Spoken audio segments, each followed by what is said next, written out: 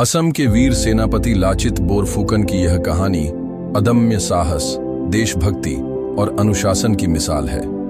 यह कहानी 17वीं शताब्दी में घटित हुई, जब असम का अहोम साम्राज्य मुगल साम्राज्य के शक्तिशाली आक्रमणों का सामना कर रहा था। सरायघाट का युद्ध ब्रह्मपुत्र नदी के किनारे लड़ा गया, भारतीय इतिहास में एक महत्वपूर्ण अध्याय बन गया।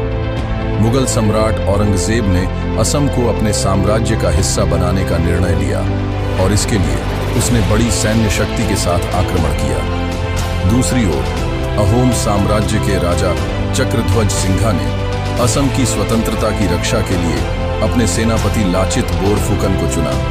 लाचित न केवल एक कुशल योद्धा थे, बल्कि अपने रणनीतिक कौशल और अनुशासन के लिए भी प्रसिद्ध थे। कहानी की एक महत्वपूर्ण घटना उस समय घटी जब लाचित बोरफुकन ने पाया कि उनके अपने चाचा ने किले के निर्माण कार्य में लापरवाही बरती थी। यह किला असम की रक्षा के लिए अत्यंत महत्वपूर्ण था। लाचित ने बिना किसी रिश्ते का लिहाज किए अपने चाचा को दंडित किया और सैनिकों से कहा, मेरे लिए देश सबसे पहले आता है, रिश्ते नाते बाद में। यह बात सेना में अनुशासन और प्रेरणा का स्रोत बनी। सरायघाट के युद्ध में मुगलों ने असम पर आक्रमण करने के लिए बड़े पैमाने पर नौसेना का उपयोग किया। मुगल सेना की संख्या और संसाधन अधिक थे, लेकिन लाचित ने अपनी कुशल रणनीति से दुश्मनों को मात दी।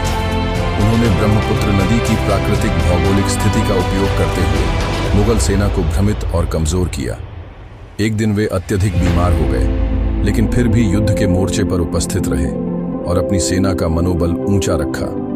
जब मुगलों ने आक्रमण तेज किया तो लाचित ने अपनी सेना को आदेश दिया, यदि तुम लड़ाई से पीछे हटोगे तो तुम्हारा सेनापति तुम्हारे सामने मर जाएगा।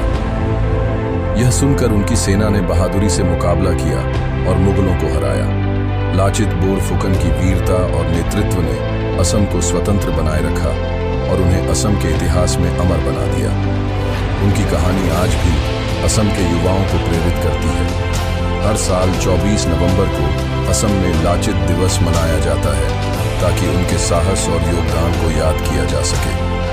यह कहानी केवल असम की नहीं, बल्कि पूरे भारत की गौरवशाली विरासत है।